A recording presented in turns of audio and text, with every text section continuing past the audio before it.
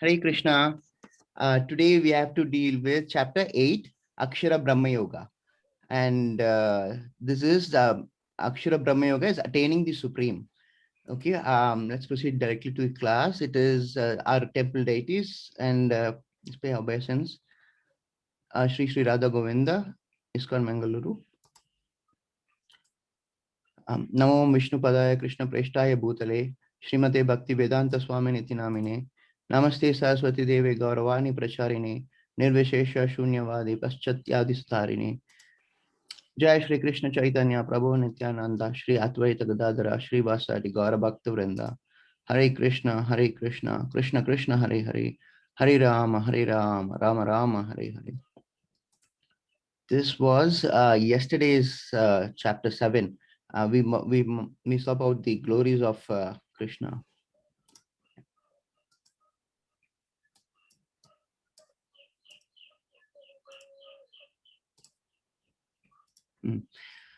We saw about the glories of the knowledge about Lord Krishna. Krishna emphasized on the process of hearing about him, not estimating or trying to look at him through eyes. Krishna tells about the different opulences. One who understands the opulences and understands the position of Krishna, what does it do? Surrender to Krishna. There are 4 types of people who do not surrender. Then Krishna discussed about the 4 types of people who do surrender. And one of the and the one that Krishna truly cherishes about the other 3. Then we discussed about the desires in material world, and then that demigod worship and impersonalism, and then Krishna wants wants everyone to come back to him, and the increase from the evolution from delusion to devotion. And then chapter 8 was overview. That is the we have to see today about the 8 questions that Arjuna is asking, and then remembering Krishna at the time of death. How do you remember Krishna at the time of death? Then how you remember Krishna by Yoga Mishra Bhakti, and then remembering Krishna by pure Bhakti. These 2 are a little different. We will deal with it during the course of the class.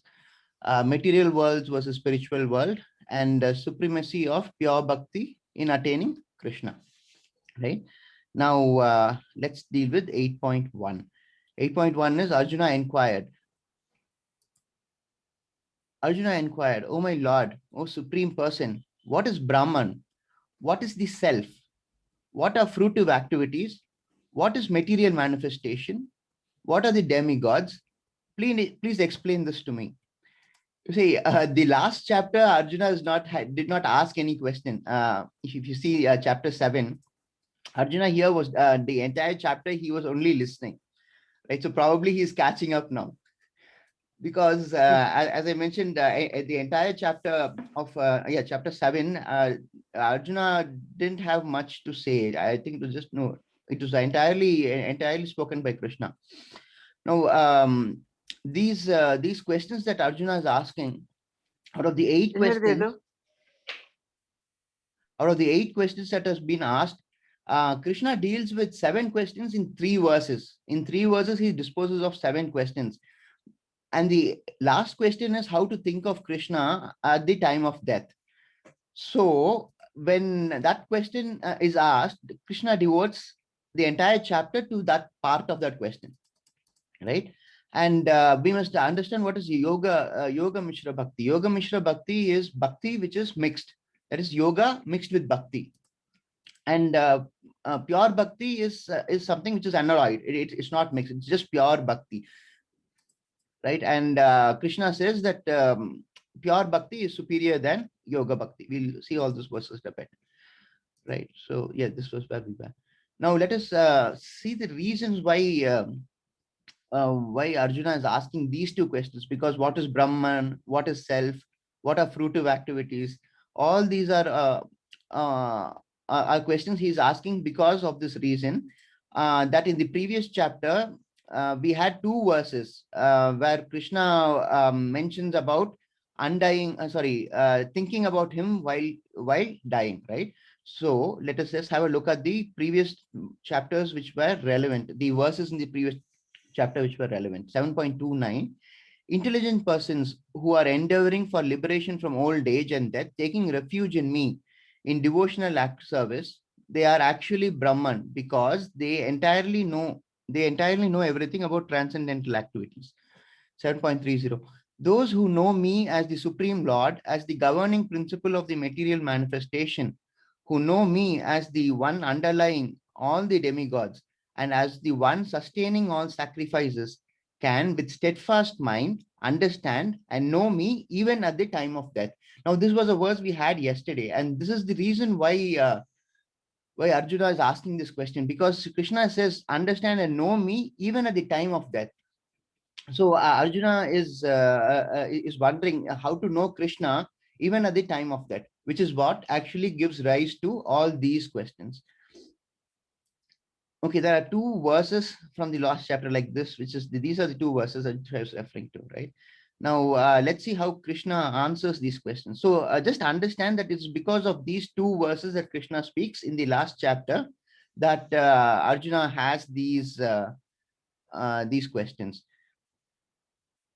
Okay, just another question. Let's see. Let's have a poll. So, okay, from today we are having a poll system. Okay. Yesterday, no, not just yesterday, quite 2-3 days also, I've been continuously mentioning about four causes of sufferings, right? So let's conduct a poll. Let's see how many of you can answer this correctly. 7.29. Okay. What is going to happen now is you will be shown a question on the screen, right? And you will have to read the question and answer it. I'm going to launch it's called a poll, all right? This is the poll, Ms. Mataji? Yes, Prabhuji. Yes. So devotees can answer the poll. The question is, the four sufferings which bind all living entities are birth, death, disease, and you'll have to choose the last one. We have 17% of the class answering.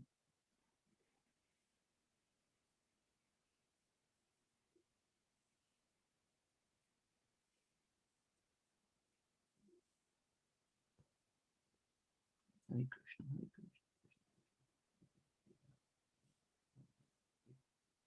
Hare Krishna, Hare Krishna, Hare Krishna, Hare Krishna, Hare Krishna. Yes, 62% of the class has voted. And you've all got almost 1 minute done. So I'll end the polling now and I'll share the result in a moment. Okay, polls ended. So this is how the class has answered. 9% has said deaths, 3% has said domestic problems, but primarily everybody has got it right. 88% has said old age. Old age is jara, right? So birth is janma, death is mrityu, disease is vyadi, and old age is jara. That is correct. So good, well done. You're following the class. Okay, now Krishna gives answers to all the questions that has been raised, right? So when Arjuna asks what is Brahma, what is Brahman, Krishna gives the answer, Brahman is Jiva. And then what is Adhyatma? Adhyatma is nature of Jiva. And karma is actions leading to material body. Material manifestation, Adibhuta. Adibhuta is material nature. Answers material nature. Adi Daiva, Krishna says his universal form from which includes all demigods. And universal form is something we will see in chapter 11. Adhyata is Paramatma. What does Adhyatma mean? In the heart.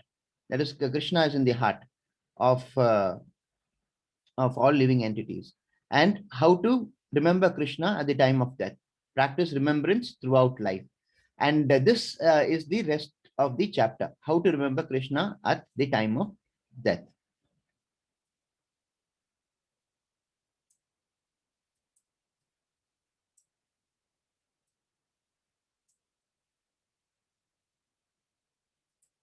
Right. 8.3. The Supreme Lord said, the indestructible transcendental living entity is called Brahman, and his eternal nature is called the Self. Action pertaining to the development of these material bodies is called karma or fruitive activities. See, here I have to explain this a little. See, Sanskrit words sometimes change meaning depending on the context in which they are found. For example, in Hindi, when we say kal, it can mean tomorrow or yesterday, but that becomes clear only from the context. Likewise, in English, the word bar can be understood to have many meanings. But again, depending on the context, it can mean forbid, it can mean handlebar, it can mean bar at law, and that can be understood only from the context. Similarly, Srila Prabhupada says in this context, Brahman has three meanings. The one is the soul. First is the soul. The second is material nature. And the third is the personal effulgence of Krishna himself, or the Brahma Jyoti. Depending on what context the word is used, Srila Prabhupada says that here it means the meaning is not the last two, but it is the first one, which is soul. Okay, so Krishna explains further. He says the eternal nature of Brahman, that is soul, is called the self, right? And Karna. Krishna also explains about karma. Krishna says action pertaining to the development of the material bodies is called karma. See, people usually make a very big deal about karma, right? In fact, in the sense they make a big deal out of karma in the sense that how can I explain this in a little easier way? Because Krishna says in chapter 4 that karma, the intricacies of karma are hard to understand, right? But that is why here, if you see this previous verse, he just spends one line with it. What is karma? Arjuna asks. Krishna just gives the reason that action leading to material body is called karma. That is a very straightforward answer. There was no further explanation. Correct. But with regard to the last question, Krishna explains it in much more detail. Now, if you remember why karma is not given such an important place, 4.17, as I mentioned, Krishna says that the intricacies of karma are hard to understand. Like I gave the example of the stairs and the lift. Supposing you say God is in the 35th floor and you want to go reach God, then you would take the stairs. Would you take the stairs or would you take the lift? The answer is obviously that you will take the lift because it takes you faster. And karma is not that lift. Bhakti yoga is that lift, and that is what Krishna himself says in this chapter. We will come to that. Okay. We will also be dealing with two short stories today. Okay, very interesting short stories from Srimad Bhagavatam. And we have, this is 8.3. The Supreme Lord said, the indestructible transcendental living entity is called Brahman and his eternal nature is called the self. Action pertaining to the development of these material bodies is called karma or fruitive activities, right? And okay, this is karma. This is the slide for karma. Okay. 8.4. Physical nature is known to be endlessly mutable. The universe is the cosmic form of the Supreme Lord, and I am that Lord, represented as the super soul, dwelling in the hearts of every embodied being. Physical nature, we saw previously, that is called the Adi Bhuta, right? The universe is the cosmic form of the Supreme Lord, that is the Adi Daiva. Super soul is Adhyagnya. Why does he live? Krishna says he lives in the heart. We've seen that in the previous chapters also. Now, what does mutable mean? Krishna uses the word here, mutable. Mutable means changing. So physical nature is known to be endlessly changing, right? We can see that in our everyday life. Seasons are changing, trees are changing, everything is subject to change. As Heraclitus says, change is the constant. No, that's not a good example, because okay, that's not a good example. What I said was because actually Krishna is the only constant, right? So change is also subject to Krishna. And the universe which we are living in is the cosmic form, not in the transcendental form or the spiritual or eternal form. Cosmic form is the universe form, that is the Vishwarupa form that Krishna will display in chapter 11 when we come to it. The universal form is manifested when the material world is manifested. But when it's not manifested, the material world is also wound up, right? Adhyagya is the enjoyer of all sacrifices. We saw in the previous chapters, Krishna says in so many words that he is the enjoyer of all the sacrifices. Adhyagya, right? And thus Krishna has answered 7 out of the 8 questions that Arjuna has posed. See, by 8.4, which is what first question. First is the question by Arjuna, right? That's 8.1. So 8.2, 8.3, 8.4, Krishna has answered all the 7 questions. Now there is one more, which is how to attain Krishna at the time of death. Now the entire chapter, remaining chapter, pertains to that aspect alone. And this is 8.5. And Krishna answers it directly here. And whoever at the time of death quits his body, remembering me alone, at once attains my nature. Of this, there is no doubt. So, the last sloka of the previous chapter, Arjuna, Krishna says how to reach him at the time of death. Krishna says, even if you think of me at the time of death, you will reach him, which is what prompted Arjuna to ask that question. Ask the question that how do I reach you at the time of death? And that is the answer here. Answer here is whoever thinks of Krishna at the time of death attains at once to his nature. Of this, Krishna says there is no doubt. See, this is a very important sloka because our entire life is a test, is a preparation for this test. People who are living in Krishna consciousness are actually trying to pass this test. When we go to school or college, we have to go through school tests. I mean, your regular monthly tests, class tests, midterm tests.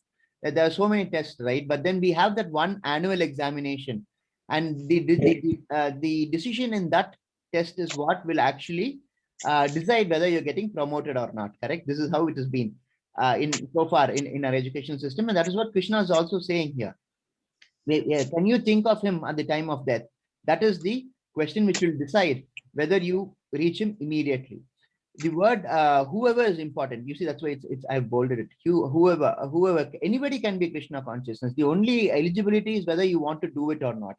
See, these are words of reassurance, can only be given in the Shastras. Have you come across any manual or any literature where, for example, in a bank, the bank says there can be no doubt of what we will do, because everything else is subject to change, as I was just mentioning. Only Krishna is constant, right? So these sort of statements where Krishna says there is no doubt, these sort of statements are very important because this is conclusive on the point. If you think of Krishna at the time of death, you will reach him. It's like a guarantee which is given by Krishna,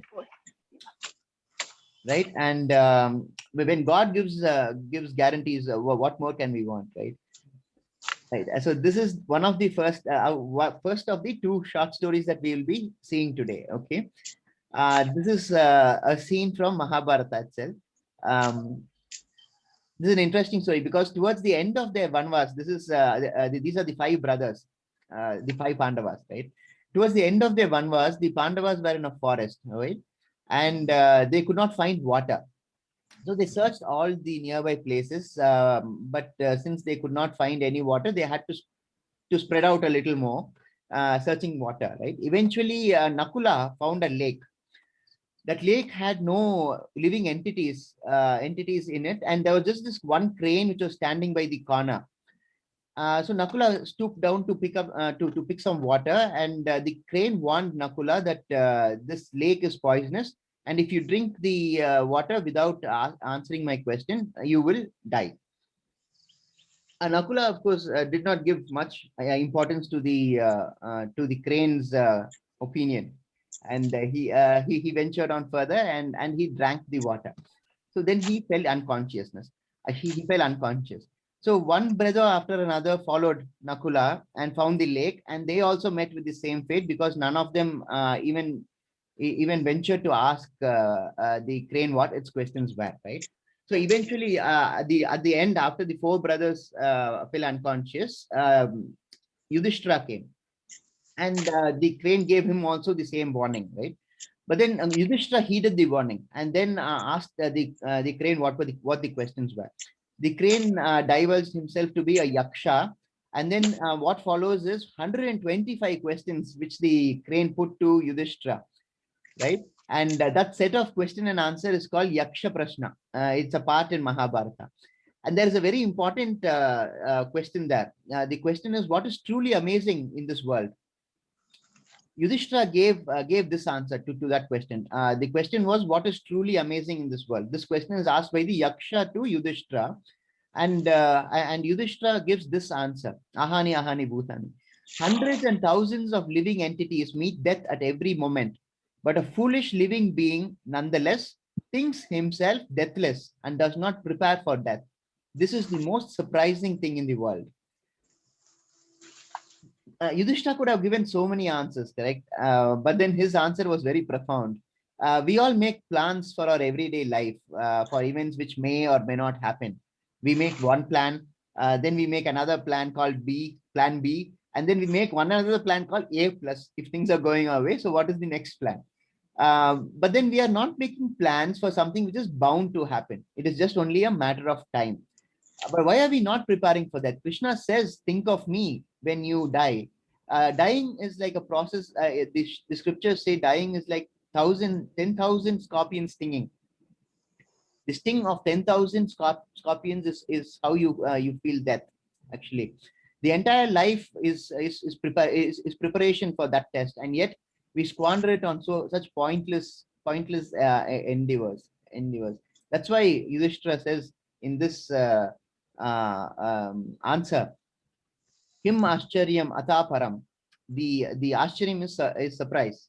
The most surprising thing is this, that we approach life as if we are never going to die and we never prepare for the last moments. This is the second short story that we are dealing with today. This is the story of Sage Bharata. The sage here is Sage Bharata. He was earlier a great king, right? He was a great devotee of the Lord. He renunciated the world early and took up Vanaprastha. Remember in chapter 4, when we dealt with Varnashrama, I made a reference to this word, Varnashram.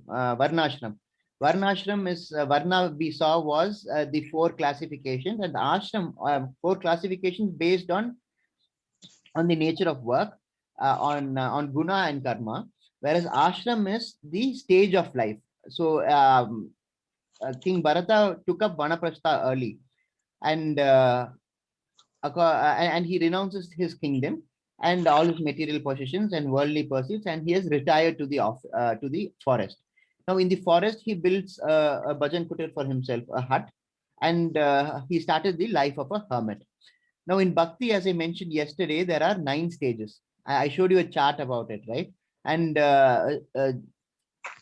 Sage Bharata also was in a very advanced stage of Bhakti. He was in Bhava Bhakti, that is the 8th stage. Like yesterday, I mentioned that same Bhava Bhakti, if you all recall. That is the penultimate stage. The final stage is Prema Bhakti, right? So the point is that he was very close to reaching Krishna. Now, time passed by. He continued his life as a hermit, and one day a pregnant doe came to drink water in this pond which was nearby the Bhajan Kutir, right? But it so also happened that there was a lion nearby, and it gave a terrifying roar. Now, when the deer heard the roar, it was scared out of its wits, and it tried to get to safety by crossing that pond by just one leap. So when you're scared, you get that extra bit of energy, right? So it tries to cross that pond in just one leap. But that exertion and the fear causes that doe to deliver the fawn immediately, right? And as soon as the deer delivered the fawn, it fell down dead, and it died. But then the fawn fell into the water, and Sage Bharata, while who was meditating nearby, saw all that this all was happening, right? And so he felt pity for the fawn, and he rescued it from the water, because he had he left it there, he thought it would drown, right? So he rescued the fawn from the water. and he took it to his cottage, made a fire, and took care of it, and brought the baby of the deer, which is called the fawn. It's called the fawn. Okay, and he brought it back to life. He kept feeding it, and then as time went by, it grew. That fawn grew into a beautiful deer. Okay. Now, what happened was Sage Bharata, who was able to break away from his kingdom, who was able to break away from all his relationships, his family. He became getting fonder. He became fonder of the deer. Okay, and he started developing attachment for the deer. So much so that whenever the deer was not near him, was not within his eyesight, he used to get very worried. He used to think perhaps the deer has been attacked by some tiger, or perhaps some other danger had befallen it. Mataji, can you please take care of me now? Prabhuji, you can make me co-host. Oh, I'm so sorry. I'm so sorry. Right, done. Sorry. So as I was saying, says Bharata would start wondering what happened to the deer, whether some misfortune had befallen it, right? So the point was that he started getting very attached to the deer. So what happened? One day the deer did not come at all. At all. It usually animals come back by the time it is sunset, right? Wherever they roam, they usually come back by the time it is sunset. So Sage Bharata did not find the deer back at his kutir, and so he went looking for it at night. Now, his mind and heart were entirely on the deer, worried about the misfortune which could have befallen it, right? So it was a very dark night. It was a dark night, and there was no light by which you could see the surroundings. And the sage tripped and fell down the mountainside. Okay, and he was severely wounded because it was a very steep mountainside. You can see it in the picture itself here.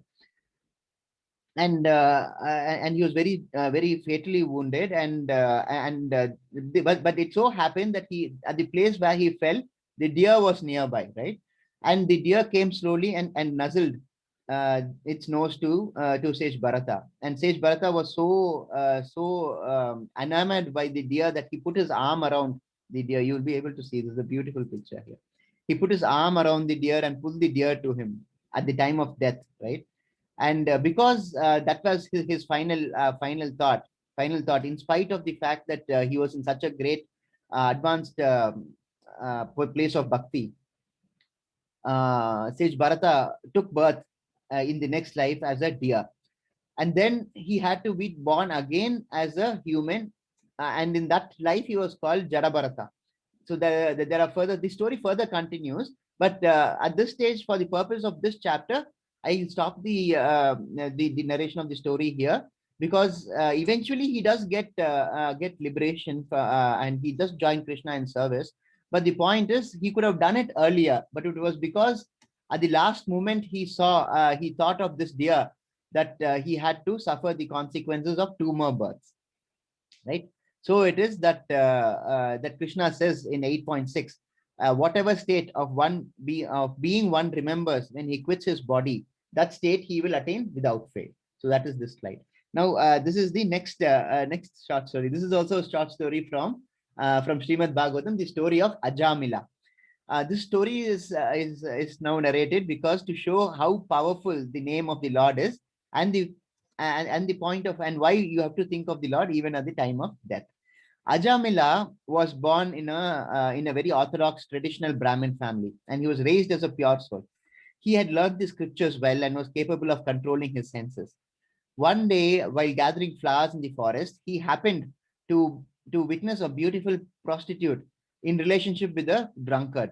He knew he should not watch, but his mind just told him, keep looking for a minute. Nothing is going to happen. Let's just see what happens. His mind kept telling him, right? So he hid behind the tree and watched. By the time he returned to home. He was fully engrossed in lust for the prostitute. So he cooked up a plan. He went and asked the prostitute whether she would work as a servant in his house, right? And she agreed, but then living as a servant in the house of a Brahmin is not as financially remunerative as following the profession that she was.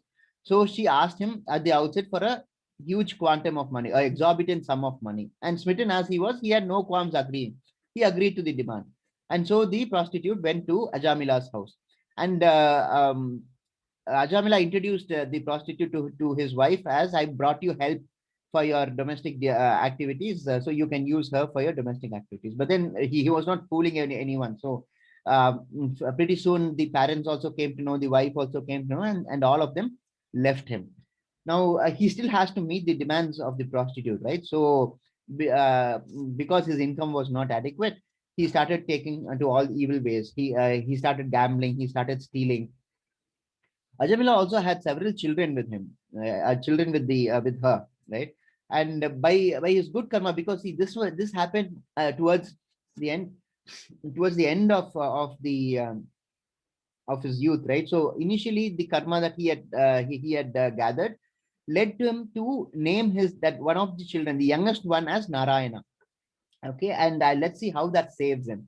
Now we have come to the stage where his wife has left him, parents have left him, he is taken to the bad ways, and he is now has a child, has several children. The youngest of them is one is which is called who is called Narayana. Okay, time passes by as it usually does, and it was Ajamila's turn to leave the body. Right now, because of all his sinful activities, Yamadutas came to collect him. Okay, and he was so scared seeing them. He called out, Narayana, Narayana. What he was actually calling out was for his son, but then for his son, for his young child. But then when he was calling out at in this circumstance, he realized that why is he calling out for a small boy? How is a small boy going to save him? But then he realized that he realized who he was earlier, because of calling out this name so loudly in fear. He realized his memory was taken back to the place when who he was before he became what he was subsequently. Now, since he called out Narayana at the last moment, Vishnu Dutas also came. Vishnu now then there is a beautiful description of arguments between Yamadutas and Vishnu Dutas, because for Vishnu Dutas, the moment you call out Krishna or Vishnu or any of the names of Vishnu, they they have to come and collect the soul, and take him to the Lord, as stated in the Bhagavad Gita. Correct. So when Ajamila calls out the name of Narayana, Vishnu Dutas also came. So these two start to argue now, Vishnu Dutas and Yamadutas, as to who has the right to take Ajamila. Okay, and all this conversation, argument, point and counterpoint were all in the presence of Ajamila. And upon realize the Yamadutas were trying to convince the Vishnu Dutas by stating the sins that he had committed. And when Ajamila was hearing all this, he realized he's led a really wicked life, and he was struck by the kindness of God, that even at the last moment when he called out for Narayana, he was still saved by Krishna. So eventually, what happens is they go back to the Lord, that is the Vishnu Dutas and the Yamadutas, to ask for judgment. Now Krishna says, he's been my devotee, let us give him another chance, let's see what he does. And then it so happens, since because he was given another chance, he realized the follies of his ways, and he settled in Varanasi to continue what he had discontinued all those long years ago, right? So he led such a such a pure life thereafter, that when his time actually came, only and he was to leave his body, only this time the Vishnu Dutas came, the Yamadutas did not come. So again, the point was to think of Krishna, think of Narayana at the last moment, even by the dying breath. If you are able to think of him, he will still be able to protect you. Okay, 8.7. Therefore, Arjuna, you should always think of me in the form of Krishna, and at the same time carry out your prescribed duty of fighting with your activities dedicated to me and your mind and intelligence fixed on me. You will attain me without doubt. Now, this is another guarantee that Krishna gives. You will attain me without doubt. we saw the previous verse where again Krishna says that is done without doubt. All these without doubt verses are guarantees that Krishna gives. Bhagavad Gita is full of instructions on how to live, how to work, and even of what to think at the time of death. But in this, Krishna makes it easy for us, because it is how do you think of Krishna when you're working? Because Krishna says in this sloka that you should always think of him in the form of Krishna, and I'll come to that part a little later. And at the same time, carry out your prescribed duty of fighting. Now, Krishna says two things in this: one, that you must think of him, and two, that you must carry out your duty of fighting. But then thinking of Krishna comes first, isn't it? And duty comes second in the order of the verses. So what is given more importance is thinking of Krishna. Now, you may ask, how do I think of Krishna when I'm working? But we have to understand this fact that when we work, our mind tends to wander, and when it wanders, we have to train it to wander to Krishna. If we are able to train it to wander to Krishna, then even if we are working, we are sorted. And Krishna says, you will come back to me without any doubt, right? And the second aspect that I wanted to mention in this was that you'll go back in the form of Krishna. Sorry, you have to think of Krishna in the form of Krishna itself. You shouldn't think of Krishna in the form of a light or an energy. Krishna says you should think of me as Krishna, not as any other form, because thinking of Krishna in Krishna's form, when he's so beautiful, will make it easier for your mind to follow Krishna and to think of him. Therefore, you must understand that God is a person, and there are there's another verse down the line, and after about 5 minutes, that where Krishna says he is a person in so many words. Krishna says in so many words that he is a person, right? And the basic requirement in order, as I was mentioning yesterday, to have a relationship is to have two people. That's why Krishna says in this verse to think of him as a person and as Krishna, in the form of Krishna. So we should be very clear about that. Krishna is not an energy, not a light source. He is that, but then when you're thinking of him, you should think of him in the form of Krishna itself. Now, this I'm sure you would have all guessed is Prahalad, Bhakta Prahalad. Now, Bhakta Prahalad was born to Hiranyakasipu. Hiranyakasipu was the worst detester of the Lord. He was very he was very enemy. He was a great. He was the worst enemy of the Lord, right? So what had happened was Hiranyakasipu's wife had met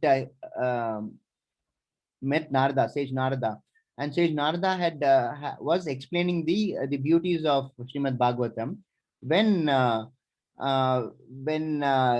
he was being carried in her stomach, right, in her womb. Prahalad was in the womb at that time. But then the mother, though the mother had dozed off when Narada was explaining this, Prahalad was intently listening. And when he was born itself, he was born as a devotee of the Lord. And when Hiranyakasipu tries every day to kill Bhakt Prahalad because of his devotion to his arch enemy, whom Hiranyakasipu considered as an enemy, he was not able to tolerate him. And when he kept on harassing and trying to kill of Prahalad, the Lord took the form of Narasimha and vanquished Hiranyakasipu. Right? And this is the next verse, 8.8. He who meditates on the Supreme Personality of Godhead, his mind constantly engaged in remembering me, undeviated from the path, he, Partha, is sure to reach me. It takes constant meditation on Krishna to go to Krishna. When we love someone, we keep thinking of them all the time, isn't it? How do we express our love for Krishna? We do that through our devotional service. The moment you say you love someone, responsibilities are attached. But then love for Krishna, it frees you from all attachments. So next verse, let's go on to the next verse. 8.9. This is the verse which says he is always a person. One should meditate upon the Supreme Person as the one who knows everything, as he is the oldest, who is the controller, who is the smaller than the smallest, who is maintainer of everything, who is beyond all material conception, who is inconceivable, and who is always a person. He is luminous like the sun, and being transcendental is beyond this material nature. This verse is color coded because I wanted to explain it a little more, because each word here is important. So who should you meditate upon? You should meditate upon the Supreme Person who knows everything, who is the oldest, who is the controller, who is the smaller than the smallest, who is the maintainer of everything, who is beyond all material conception, who is inconceivable, and who is always a person. So again, Krishna is saying that he is not a light, he is not an energy, he is a person. He is Adhokshaja. Adhokshaja is one who has eternal knowledge. I've mentioned this several times. I mean, he's transcendental beyond this material nature. Krishna's creation does not control Krishna because it is his creation, right? See, all the demigods are worshipping Krishna because of this one very reason. He is beyond all the his own creation. For example, here we have Brahma here. We have all the exalted devotees. We have Brahma here. We have Shiva here. Brahma is meditating upon Vishnu, and Shiva is also meditating on the Sankirtan form of Krishna. Brahma in the 10th canto of Srimad Bhagavatam heaps praises on Krishna, and he also speaks about the Brahma Samhita.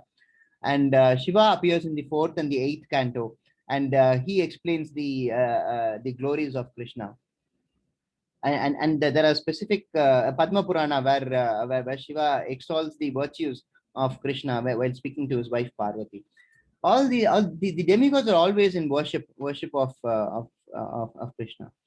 This is 8.15. After attaining me, the great souls who are yogis in devotion never return to this temporary world, which is full of miseries because they have attained the highest perfection. The important words here are Dukalayam Asaswatam. Duk means sad, unpleasantness. Alayam is place. So this place is full of miseries. And Asashwatam. Shashwatam is permanent. Asashwatam is impermanent, temporary. Now, I've told this again several times. See, how do we perceive our life? Whenever we see film stars, superstars, cricket players, we see, oh, what a life they lead. They are so happy. They have everything that they want in their life. But then we must also consider a few chats going on. What's going on? Krishna Vedi Mataji is here. Is Krishna Vedi Mataji here, Mataji? Hare Krishna. Yes, Prabhuji. Krishna Vedi Mataji, can you please unmute her? Mataji, you can raise your hand. Yes. Hare Krishna. Hare Krishna, Mataji. You can unmute yourself. Hare Krishna, Mataji. Dandavad pranams, Prabhuji. Hare Krishna. Hare Krishna. Mataji, just give me 5 minutes. I started the class late. No problem. Can you please wait for 5 minutes? I'll just, I'm No towards the end. problem. I just mentioned, Prabhuji, you can take your full time. Hare Krishna. No, we've skipped a slide. Just a second. Yes. Right. As I was mentioning in the previous classes also, I started off the first class, in fact, with this sloka from Srimad Bhagavatam, where Srimad Bhagavatam explains about the nature of people in the Kali Yuga. Correct? What does Srimad Bhagavatam say? Canto 1, chapter 1, verse 10 says people from Kali Yuga, in the age of Kali Yuga, would have three things. One is Manda Bhagyasya, that means which we are not very fortunate. And two, the verse says that we'll have Alpa Ayusya. We will not have our lifespans are not as long as they used to be in the other yugas. And three, and most importantly, we'll have Manda Smrtihi, which means we will not have as much intellect. Now, what is Krishna saying in this verse? Krishna is saying that we should not look around us and see how people are and then come to a conclusion that life for them is glamorous. Everybody in the Kali Yuga is undergoing some misery or the other, because after all, it is Dukalayam Asaswatam. As I mentioned, it's a place of misery, and it is temporary. So supposing you go ask those superstars, those cricketers, are you happy? Superficially, you may get an answer, yes, I've got everything in life. But then when you get to know them a little more and they confide in you, then they'll tell you all their 101 problems. So as long as we are in this earth, it is a place of Dukalayam, and it is temporary, right? So we have to break out from this jail. And how do you break out? You have to break out by way of devotional service to God. And how do you do devotional service? The easiest way, as I've explained in so many other classes, is to chant.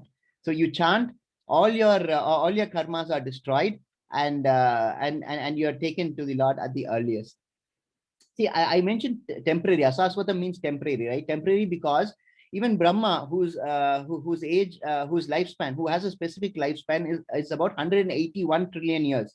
Now, it may seem to be a very long period, but it does have a beginning and it does have an end, albeit that it might be very, very long, but it's not permanent. Only one thing is permanent, and that is Krishna. He is beyond time. Because time itself is a material construct of Krishna, right? Because and this also shows that Krishna is transcendental. Right, 8.16. From the highest planet in the material world down to the lowest, all are places of misery, wherein repeated births and deaths take place. But one who attains to my abode, O son of Kunti, never takes birth again. So what happens when you go back to Krishna? You never are born again. See, we have seven lokas above us and seven loka below us, right? And what we are trying to do is go from one loka from Bhuloka. This is Bhuloka, right? So we have seven lokas above us and seven loka below us. Now, what we are generally given to understand is the highest loka is Brahma's loka, Brahma loka, Swarga loka also is that. Swarloka is actually lower than Brahma loka. I'll show you the Goloka chart in a moment. Now we think that there's a lot of enjoyment there, but actually the Puranas themselves narrate so many instances of war which happen between the Devatas and the Asuras, right? So how would there be peace exactly in a place which has lots of wars going on? So even that is not a peaceful place. The only place that is worth going to is Krishna's place. Okay. And hell we all know. I mean, if you start going down to the lower planets, we all know that is not good enough. The point is this: all our efforts which are directed to go towards the highest planets, till even Brahmaloka, is not worth it. What is worth it really is that our efforts must be directed towards going to and reaching Krishna at Goloka. So these are all the depictions of the war between the Asuras. This is hell. So we've known all this, right? And these three verses are verses which clearly indicate that there is nothing which is permanent in the universe created by Krishna. 8.17 to 8.19. By human calculations, 1,000 ages taken together is the duration of Brahma's one day, and such also is the duration of his night. When Brahma's days manifest, this multitude of living entities come into being, and at the arrival of Brahma's night, they are all annihilated. Again and again the day comes, and this host of beings is active, and again the night falls. O Partha, and they are helplessly dissolved. So these three verses I convey clearly the meaning that everything else is temporary, asaswatam, right? So that is the takeaway of all this. We should understand that the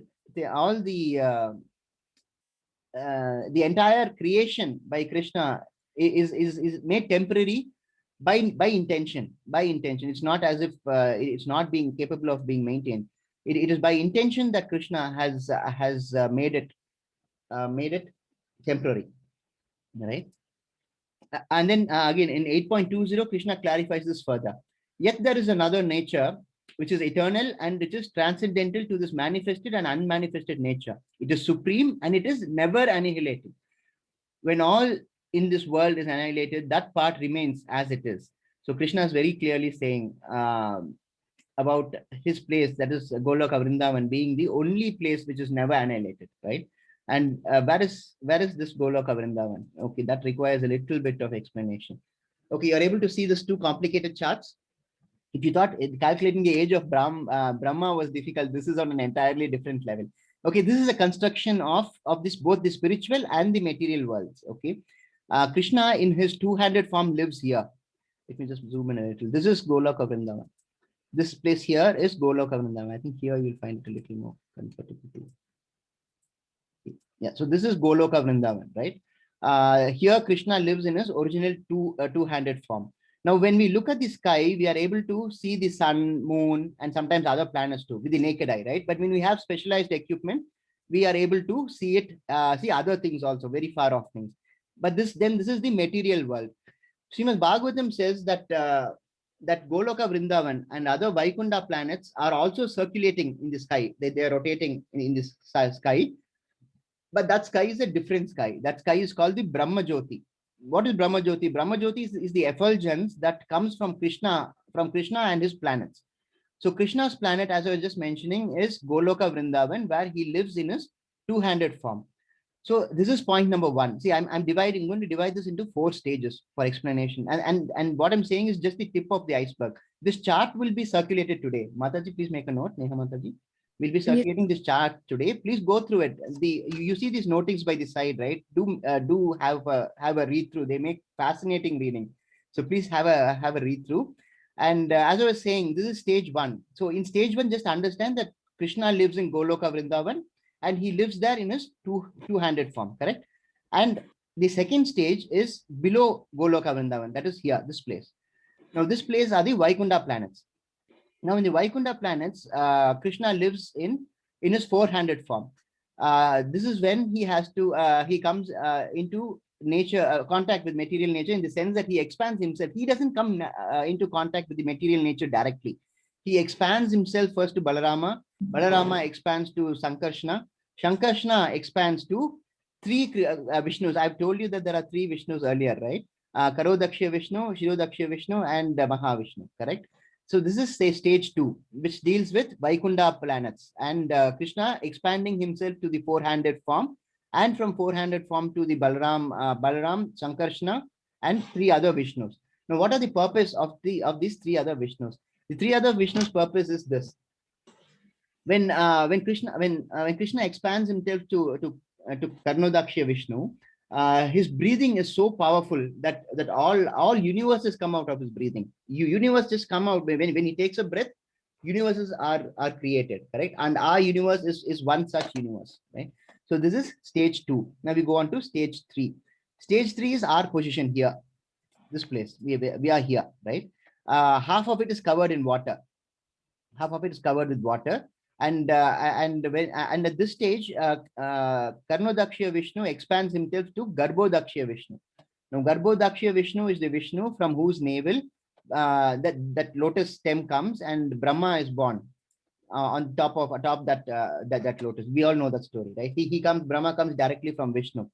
Now, if you see the steps of this lotus stem which comes out, there are several steps, right? You see this place.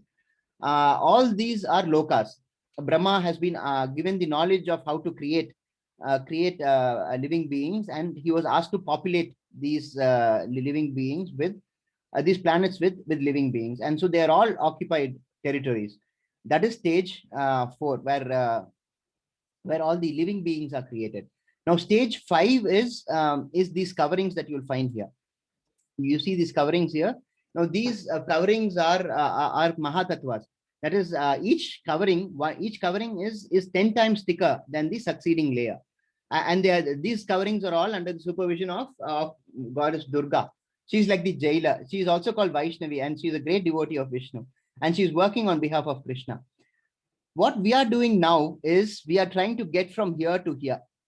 That is from Bhuloka to Brahmaloka. That is all our activities are focused towards. But what is it that we must actually do? You see this white thread here, right? This white thread here, that takes you all the way to Goloka. Our purpose in life, you see this white thread here, that thread is the Hare Krishna Mahamantra. If you are able to zoom it a little further, which you can at when the chart is circulated, that thread is the thread which connects you to Goloka Vrindavan, correct? So our endeavors must not be to go to the higher planets here. What is the purpose of going to higher planets? See, we should understand that this entire construct is a jail. It is a prison, right? So what we are trying to do, we have 2 rotis and some dal. We are saying, we are praying, God, give me 1 more roti and some better dal. So we'll go to another planet and we'll be there. But that is not the point. You will still remain in the jail, isn't it? The point of life is of the soul is to crack open that prison and to go back to Krishna. See, this chart is a complicated construct. It has to be explained. But if you read this, perhaps we'll have another session where we can discuss the chart more in detail. But in the beginning class, just understand these 5 stages. Stage 1 is where Krishna lives in Vrindavan in his two-handed form. Stage 2 is when he expands to his four-handed form and expands to Balaram and also the other 3 Vishnus I told about. And then stage 3 is our planets. Stage 4 is the creation, and stage 5 is the outer elements, the coverings here, right? And I think this is something I wanted to show you just on a quick note, that windows are to windows to the spiritual world. What happens in Goloka Vrindavan, you may ask? What do they do? What is the point of going to Goloka Vrindavan? The point of going to Goloka Vrindavan is to be with Krishna and take part in his pastimes, because that is what gives you the greatest joy, correct? So that is the goal of being with Krishna. And with that, we can conclude the chapter. What we have seen so far is the 8 questions that Arjuna has asked and which were answered. Krishna answers the first 7 very quickly in 3 verses, and then the rest of the chapter is towards explaining how to remember Krishna at the time of death. And then Krishna explains Yoga Mishra Bhakti, and then pure Bhakti, material world and spiritual world we saw, and supremacy of Bhakti in attaining Krishna. We can conclude the chapter. Let me just quickly run a poll. Okay, just give me one moment.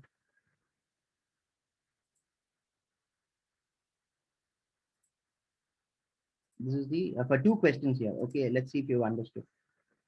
What is the name of the supreme abode of Lord Krishna? And 2 is, how do you meditate on the supreme personality of Godhead? So both of these aspects were touched upon today. You can just choose A, B, C, D, whatever answer you think is right. Good. So far 3 people. The entire class has got it right. Wonderful. That's great.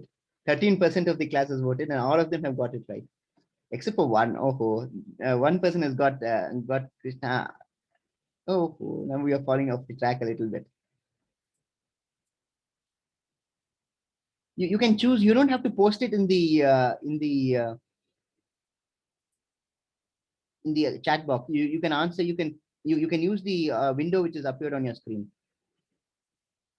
Okay, so we have quite a conflict of views. 45% have voted. I'll wait till 70 and then share the results. Can you vote quickly, please? Yes. 60%.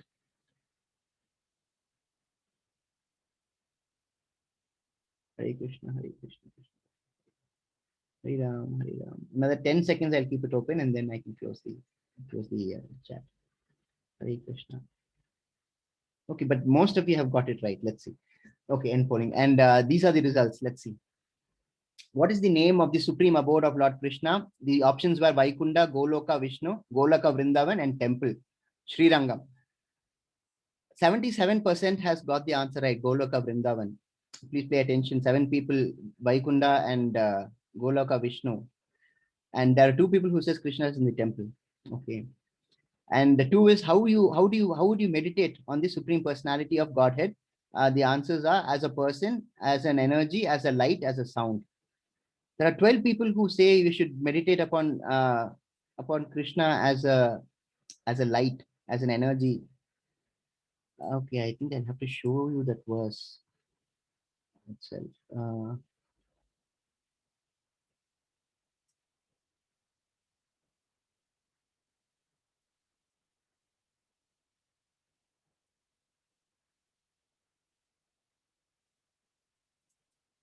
You see this verse, this 8.9.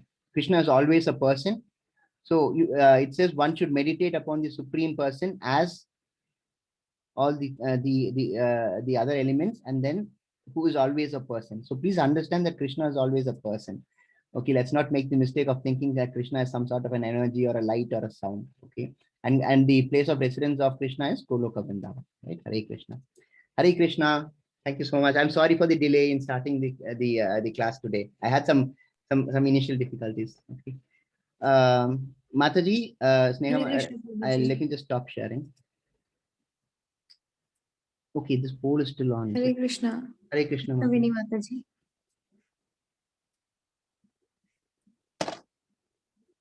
Hare Krishna, Krishna Vini Mataji. Hare Krishna, Mataji. Hare Krishna. Yes, Mataji. Can you share Jagannath Ashtakam lyrics, Mataji? And before that, Can I you would send like to sing the last shloka of this 8th chapter, because that's the most important conclusion of this chapter. Mataji, I don't have the link. I'm to getting the it, Mataji. I'm getting it. Hare Krishna. But then Okay, Prabhuji. Mataji wants to share the last sloka. Yes, Prabhuji, I will do that. 8.28, Mataji. Okay. Vedeshu yajneshu tapassu chaiva daneshu yat punya phalam pratishtam atyeti tat sarvamidam viditva yogi param sthanam upaiti chatyam. Hare Krishna. Because the conclusion is so beautiful. A person who accepts the path of devotional service is not bereft of the results derived from studying the Vedas, performing sacrifices, undergoing austerities, giving charity, or pursuing philosophical and fruitive activities.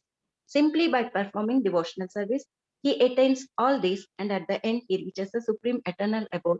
And I am trying my part by singing this Jagannath Ashtakam as a kirtan as a part of devotional service. Hare Krishna, Mataji. Hare Krishna. Thank you so much. As Mataji was saying, this is in fact the most important sloka in this chapter. This is an assurance that you get from Krishna. You see what happens when you do karma kanda activities, you do it for some benefit.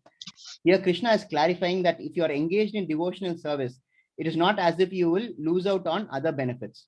A person who accepts the path of devotional service is not bereft of results derived from studying the Vedas, performing austere sacrifices, giving clarity, or pursuing philosophical and fruitive activities. You will get advantages of doing all this, but then you get it even better when you're engaged in devotional service. Being engaged in devotional service will also attract the benefits that are usually bestowed on the karmis who do these activities. But it is better because it is better to be engaged in devotional service, because devotional service gives you a permanent result. The other things are all temporary, correct? You can look at it from another angle. Arjuna is a Kshatriya, right? His dharma involves philanthropic activities. But if he spends all his time in devotional service, how will he be able to fulfill his dharma? So Krishna clarifies specifically that if you engage yourself in devotional service, it is not that you will lose the benefits that you would have otherwise have got had you been a karma kandi, right? We have to understand this. When you engage yourself in devotional service to the Lord, it is not as if you have done all these things. It is as if you have done all these things, like studying the Vedas, performing austere sacrifices, giving charity, or pursuing philosophical and fruitive activities. So when you're performing devotional service, all this comes along with it. It's the entire package. So I'm sure. Thank you, Mataji, for I think I missed this slide at the end. Thank you, Mataji, for fighting. Hare Krishna, Prabhuji. Jagannatha is the simplest God who is actually satisfied. Even you just have to take his prasadam and say Jai Jagannath. That's Jai so taking his name today. Hare Krishna, Hare Krishna. written Mataji, by Adi Shankaran. have you got this Hare slide, the Jagannath Ashtaka, or shall I take it? I have the lyrics, Prabhuji. I just wanted. I got it. I am sharing, Okay, Mataji. Prabhuji. So the devotees can also run Yes, through. yes, certainly. Jagannath Ashtakam, dear devotees, as the name indicates, is on Lord Jagannath of Puri. I hope it's visible. Yes, Yes, Mataji. Mataji. Yes. Hare Krishna. Can I start, Prabhuji? Yes, please, Mataji, please. कदाचित् कालिन्दी तट विपिन संगीत करवो मुदाभिरी नारी वदन कमला स्वाद मधुपः रमा शंभु ब्रह्मा बरपति रणेशार्चित पदो जगन्नाथ स्वामी नयन पदगामी भवतु मे जगन्नाथ स्वामी नयन पदगामी भवतु मे भुजे सव्ये वेणुं शिरसि शिखे पिच्छं कटितटे दुकूलं नेत्रान्ते सहचरी कटाक्षं विदधते सदा श्रीमद्वृन्दावन वसति लीला परिचयो जगन्नाथ स्वामी नयन पदगामी भवतु मे जगन्नाथ स्वामी नयन पदगामी भवतु मे। महाम्बोधे स्थिरे कनकरुचिरे नीलशिखरे वसन् प्रसादान्तः सहज बलभद्रेण बलिना सुभद्रामध्यस्थः सकल सुरसेवा वसरदो जगन्नाथ स्वामी नयन पदगामी भवतु मे। जगन्नाथ स्वामी नयन पदगामी भवतु मे। कृपा पारावारः सजल जलद श्रेणी रुचिरो रमावाणी रामः स्फुरदमलपङ्केरुह मुखः सुरेन्द्रैराराध्यः श्रुतिगणशिखा गीतचरितो जगन्नाथ स्वामी नयन पदगामी भवतु मे। जगन्नाथ स्वामी नयन पदगामी भवतु मे। रथारूढो गच्छन् पथि मिलिता भूदेव पटलैः स्तुति प्रादुर्भावं प्रतिपदम् उपाकर्ण्य सदयः दया सिन्धुर्बन्धु सकल जगतां सिन्धुसुतया जगन्नाथ स्वामी नयन पदगामी भवतु मे। जगन्नाथ स्वामी नयन पदगामी भवतु मे। परं ब्रह्मा पीडः कुवलयदतोल कुल्लनयनो निवासी नीलाद्रौ निहितचरणो अनन्तशिरसि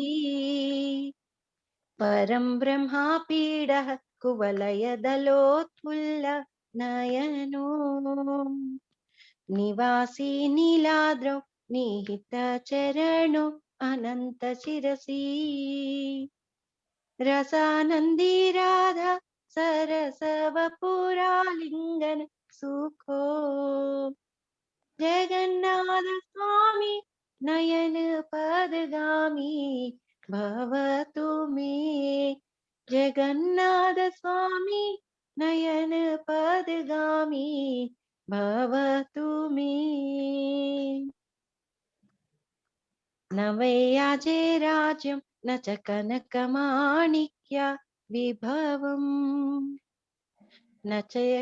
न याचे अहं रम्यां सकलजनकाम्यां वरवधूं सदा काले काले प्रमथपतिना गीतचरितो जगन्नाथ स्वामी नयन पदगामी भवतु मे। जगन्नाथ स्वामी नयन पदगामी भवतु मे। हरत्वं संसारं द्रुततरमसारं सुरपते हरत्वं पापानं विततमा परां यादवपते अहो दीने अनादि निहितचरणो निश्चितमिदम् जगन्नाथ स्वामी नयन पदगामी भवतु मे। जगन्नाथ स्वामी नयन पदगामी भवतु मे।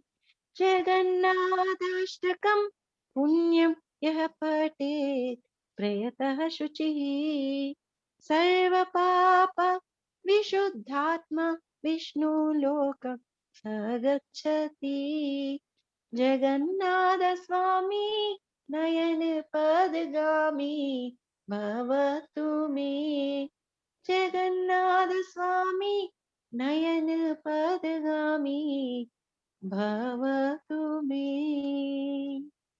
Hare Hare Krishna. May Krishna, Lord Hare Jagannatha bless all the devotees who listen to this Jagannatha Hare Krishna. Hare Krishna. Thank you so Hare much, Krishna, Mataji. Mataji. I had specifically requested Mataji Thank you. to honor us with with her singing today. Thank you, Guruji. Hare Krishna, Mataji. Hare Most Krishna. blessed. This is a wonderful prayer, and Jagannatha is so happy that so many are listening to him. Yes. And Jai Shri Chaitanya Mahaprabhu ki, Jai Jai. Srila Prabhupada ki. Hare Krishna. Hare Krishna, Mataji. Prabhuji, shall we move on to question answers? Yes, please. Let's see if the Bluetooth works. Just give me 1 minute. Yeah.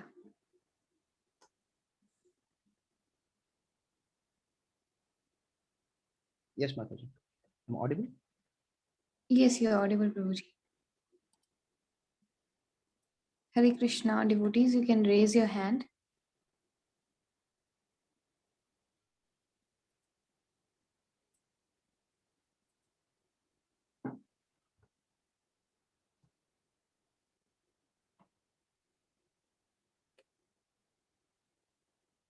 No questions today? There's a question in a chat box by K. Jyotirmaya Mataji. Mhm. To remember Krishna at the time of death, is there a motive to get moksha or there is any other reason? The very purpose of the soul being in existence is to get moksha. There is no other motive. There's no as there is soul which is not with Krishna. The only motive is to reach back to Krishna. I hope that answers the question. I guess no more questions, Prabhuji. Yes, Prabhuji.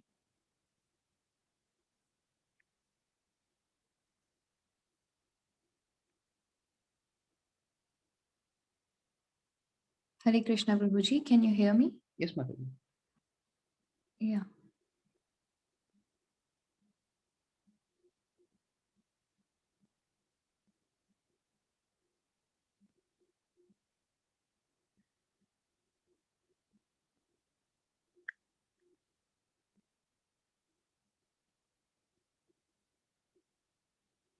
No more questions, Prabhuji, as Wow. of now.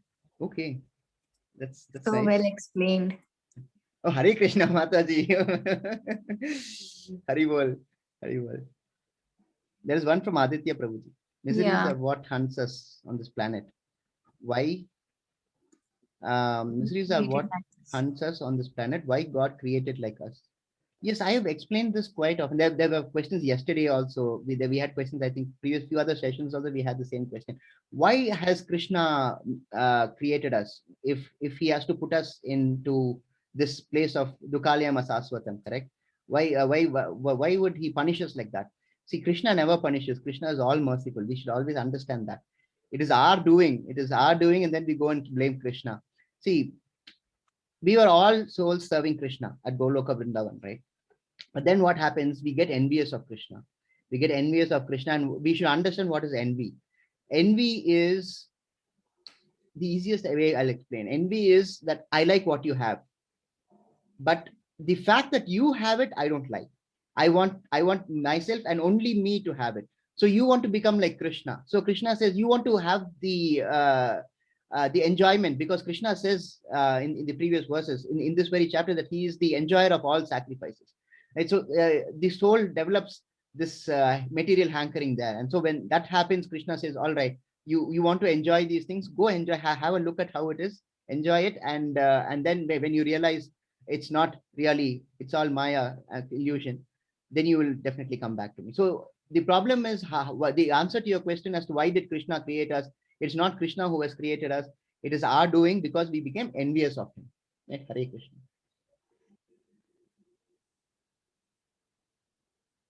Hare Krishna, Prabhuji.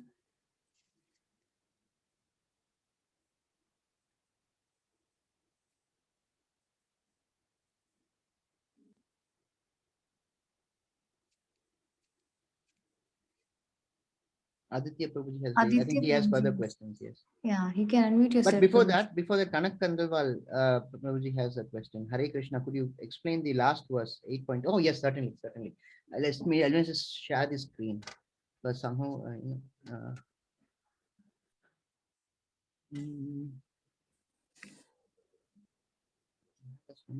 Just give me one moment and just share the screen so that it is clearer for you.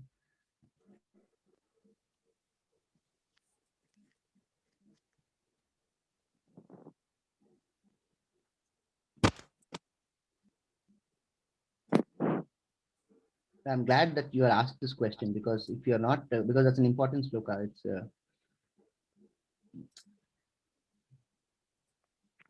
clear. Yes, Prabhuji.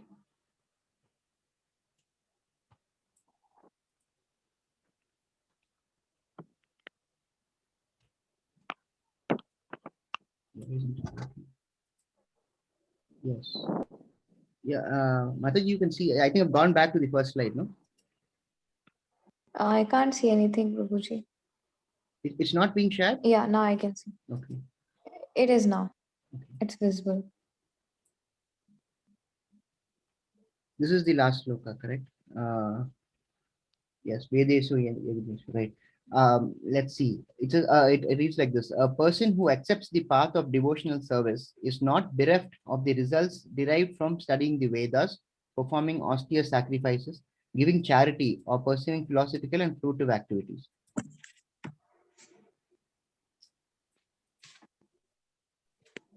The computer is not cooperating. Right. Okay. Mataji, am I on the screen? Is it visible now? Yes, 8.28, correct?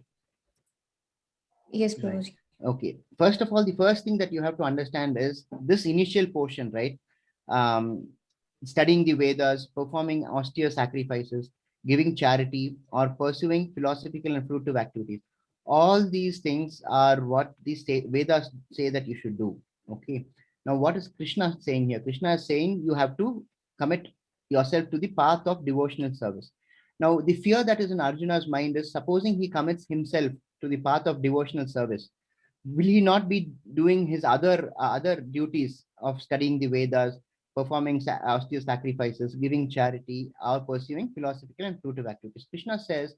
So the point is, Krishna is clarifying to Arjuna that if you are in the path of devotional duty, it also includes the same activities that you would have done had you been doing all these activities here.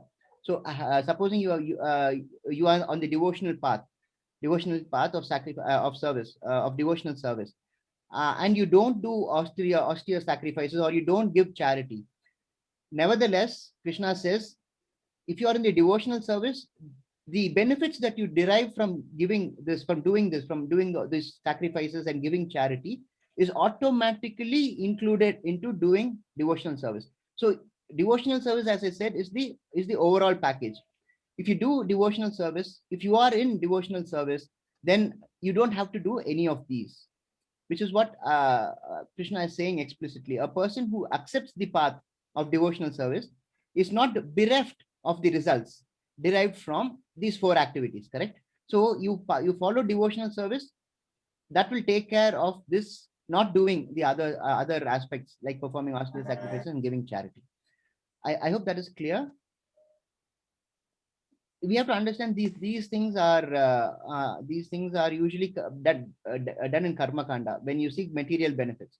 So when you're in devotional service, Krishna says you also get those benefits of doing these things without even doing them. So it doesn't matter if you do them or not, but you have to be in devotional service. I think that's the best way I can explain it. Is it clear, Prabhuji?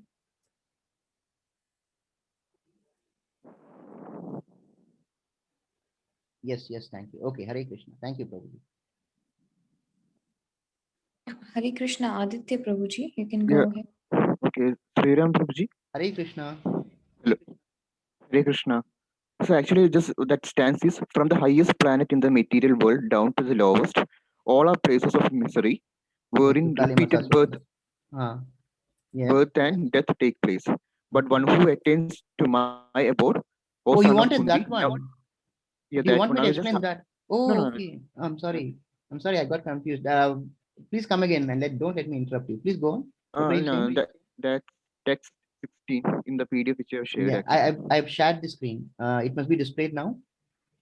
Yes, Prabhuji. Not the next one, I guess. No, this is the one which deals with Dukalayam Asaswatam, temporary world and full of miseries. They have attained the highest perfection. So actually, I'm just going through the PDF also parallelly, like from the highest planet in the material world down. You have shared that also. The word miseries come. Yeah. Fine. Yeah, this one, correct? Yeah. This is what you're saying. Okay. Yes, yes. Yes, what is the problem here? Well, I mean, what's the question? No, I was just curious, like why this kind of thing was created by Krishna, like different levels where miseries are filled in all levels, and on the highest level there is no misery. So Good what question. was Yes. basically the Good reason for question. creating this kind of world? Yes. Wonderful question. See, we have to understand one thing. We come across so many people in our day-to-day life, right? Are all those people in the same manner? Are they all well behaved, or are they all pure? There are different degrees, right? Like hotels, take hotels. Why are there 5-star hotels, and why are there 3-star hotels, and then why are there dharmashalas, and then you have the regular run of the mill hotels, correct? What is the difference there? A 5-star hotel is very expensive. Not everyone can go there. Similarly, a 3-star hotel is lesser than the 5-star hotel, but it is better than the run of the mill hotel, correct? But what is the qualification to go there? It is not as expensive as a 5-star hotel, but it is lesser, at least to an extent, of a run of the mill hotel, correct? So therefore, in order to reward people who are indulging in good activities, fruitive activities, all right, but then they do good, right? I mean, Vedas is all about that, about doing good, or doing, let's say, for example, charity. Vedas says that you have to do charity. You have to take care of the citizen who is not as fortunate as you are. Now, when you're giving charity, charity is not devotional service, correct? But then it enables you to earn good karma so that you get to those better places. But then we should realize that that is all karma kanda. What is really that what the soul requires? See, Bhagavad Purana is I'm sorry, not Bhagavad Gita is a manual on how to reach Krishna. It's not a manual on how to satisfy your material requirements. That the Vedas take care of. Okay. Okay. Your main purpose. That is why the soul is given so much importance in Bhagavad Gita, because the dharma of the soul is to reach Krishna, and that is the ultimate goal in life. Correct? We have to understand that. So it is that the other planets which have been created, the other lokas, they have been created to reward you for following the Vedas. But then, as I mentioned, this construct is a prison, right? And you can only go from category B jail to category A jail, where you get one better chapati and a little better quality of dal, right? So, but that must not be satisfied. We should not be satisfied with that. We must be aiming or achieve or trying to reach Krishna. That is what which will satisfy your goal, and that I believe is what is the meaning of this loka. From the highest planet in the material world down to the lowest, all are places of misery, wherein repeated births and deaths take place. But one who attains to my abode, O son of Kunti, never takes birth again. Now, your question was, why did Krishna create all these worlds? Is it? Yeah, different world. Why can't be just one single world of misery? So it's like, and you told that okay, different levels of rewarding. Yes. But I was still asking, but when the world was created like that, Mhm. like Krishna was thinking that this kind of people will be coming for sure. That's why I'm creating like this or something like that. Yes. No, like when the humans were created, Hmm. like all these worlds were there initially. Yes. Yes, they were all simultaneously created. Read Bhagavatam. Bhagavatam is very clear. You remember the Goloka chart I mentioned, right? Yeah. In the Goloka chart, Vishnu expands in the second stage to Virodakshya Vishnu, and then eventually in the third stage he becomes Garbhodakshya Vishnu, right? And from the navel of Garbhodakshya Vishnu, that lotus stem comes out, and on top of which is Brahma, correct? You remember that? I'll just show you that slide. I'll just show you that slide. That will make it a little easier. Like once I seen in some serial or something like that, that Ravana have Please created some don't planets. tell me that serials don't No. go by what is shown in serials. See, what happens is when yeah. I know, like those are wrong. Like need not be 100% true. I agree that, but I was just asking. Like I heard once, like Ravana created some planets. Was it true or something like that? Just Ravana asking. created planets. Yeah, like and with the help of Ashwadama, someone, and mm, like did Ravana create any planets? Why did he have to create planets? I'm not sure about the exact thing I have seen in childhood something, but I still remember like some planets were created and there was given like Ravana can be killed only at the intersection of 3 planets. That was the only time Ravana can be killed. Something was like Prabhuji is from Kerala, is it? Yeah. Yeah, okay. Which place? Kerala? Calicut. Oh, very nice, very nice. I've been to Calicut. Coastal city, right?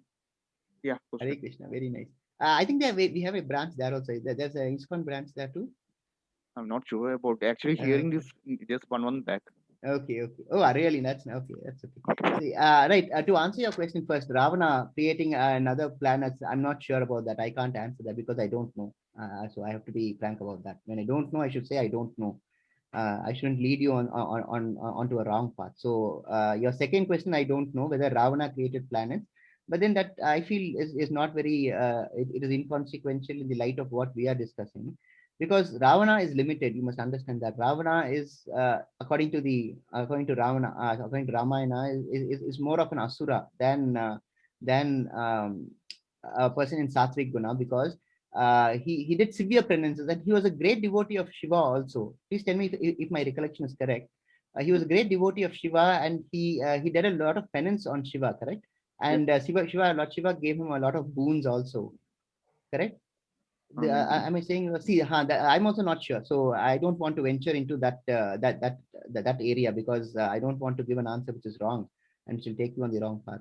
So I'm not sure, Prabhuji, on that aspect. But this I can say as to why did he create planets was to reward each one of us according to our activities, karmic activities, that is. But then, as I was saying, the supreme objective of the soul is to reach Goloka Vrindavan. That are you satisfied with the answer? If you have further questions, please ask me. Okay, like I'll just prepare and ask. I have doubts, but I need to just frame that in correct way because of this particular thing I have asked. No problem, Different no levels. Please. Anytime. Next class also. Hare Krishna. Okay. Hare Krishna. Please go through this Goloka chart. Yeah, It's not clearly shown here, but the phrases or the writings here that you're able to see, those really give a very good idea of the formation of how it is actually envisaged. Okay. Hare Krishna, Prabhuji. Hare Krishna, Prabhuji. There's a question in a chat box. How can we remember Krishna at the time of death? That is what the entire chapter was. Krishna, if you remember, Arjuna in the first verse of this chapter asks 8 questions. Right? Krishna spends 3 verses from 8.2 to 8.4 in answering 7 questions. So 7 questions he just disposes of immediately. Tuck, tuck, tuck, tuck, tuck. But then in the 8th question, which was how to reach Krishna, how to think of Krishna at the time of death, the entire chapter is based is for that purpose, is to answer that question. In one line, if you want me to answer your question, the best way to remember Krishna at the end of your life is to remember him throughout your life, which is why I mentioned that the entire life is a test to take up that final test. The entire life is a learning and a training period to take up that final test. At the time of death, are you able to think of Krishna?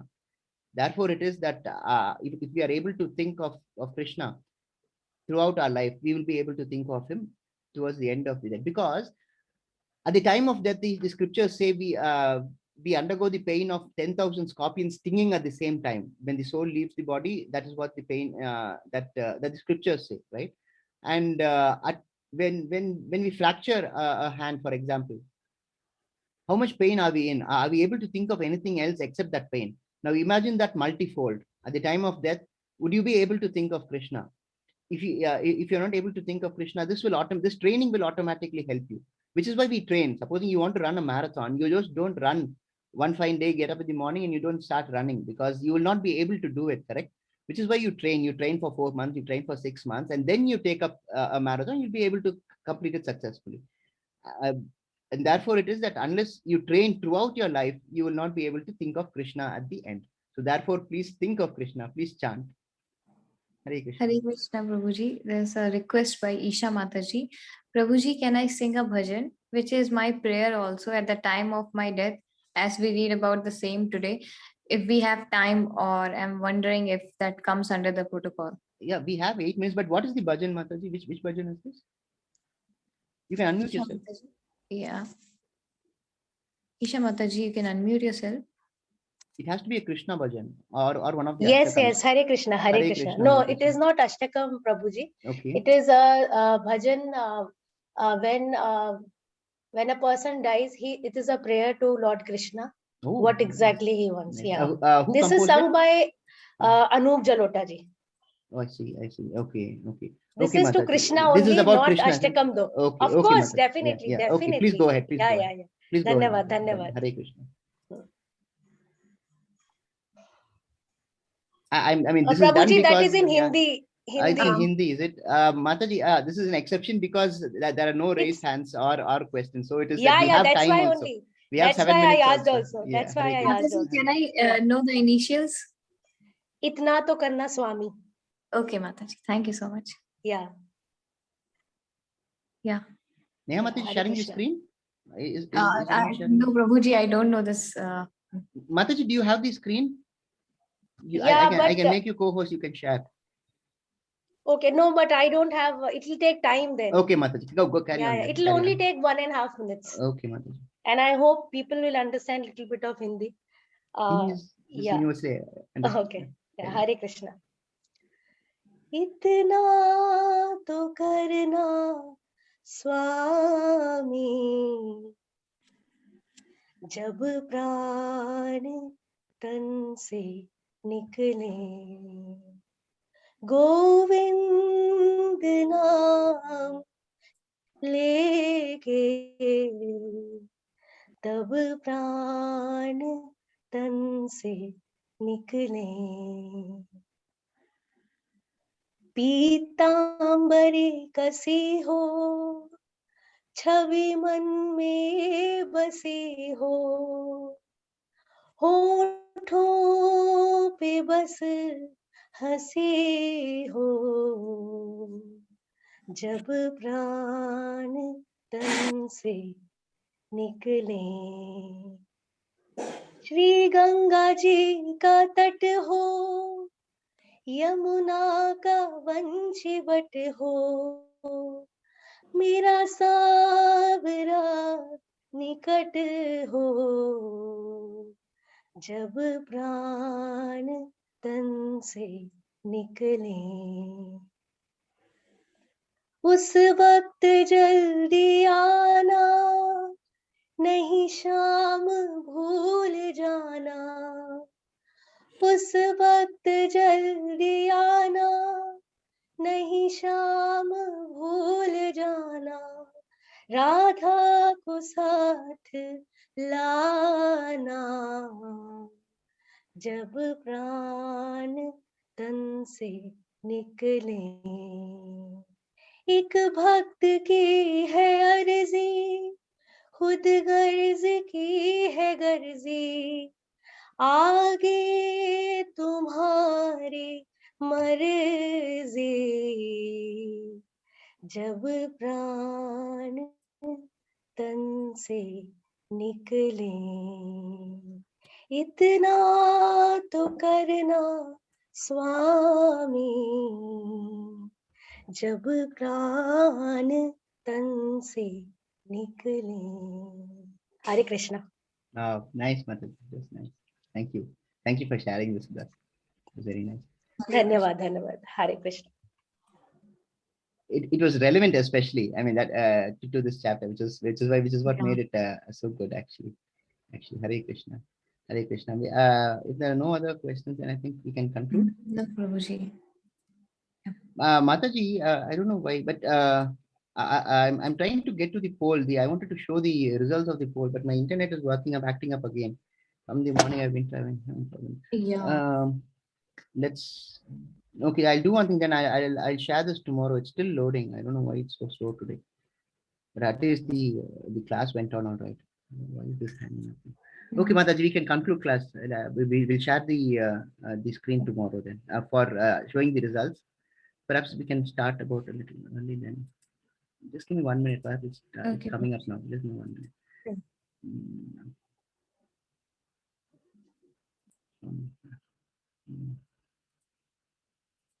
Nope, not happening. Okay, Mataji, let's conclude. Hare Krishna, devotees. Thank you so much. And I apologize for the delay in today's start. It won't happen again for sure. Hare Krishna. Hare Krishna. Hare Krishna, Prabhuji. Thank you so much. Instead of being a network issue, you Hare came Krishna, and Prabhuji. explained so well. Thank you Hare so much. Krishna. Hare Hare Krishna. Hare Krishna. Krishna. Hare Hare Krishna. Krishna. Hare Krishna. Hare Krishna. Hare Hare Krishna. Hare Krishna. Hare Krishna. Hare Krishna. Hare Krishna, Krishna. Prabhuji. Hare Krishna. Hare Krishna. Hare Thank Krishna, you. Prabhuji. I'll end the Thank you session. so Hare much. Krishna. Hare Krishna. Hare Krishna, Prabhuji. Hare Krishna. Hare Krishna.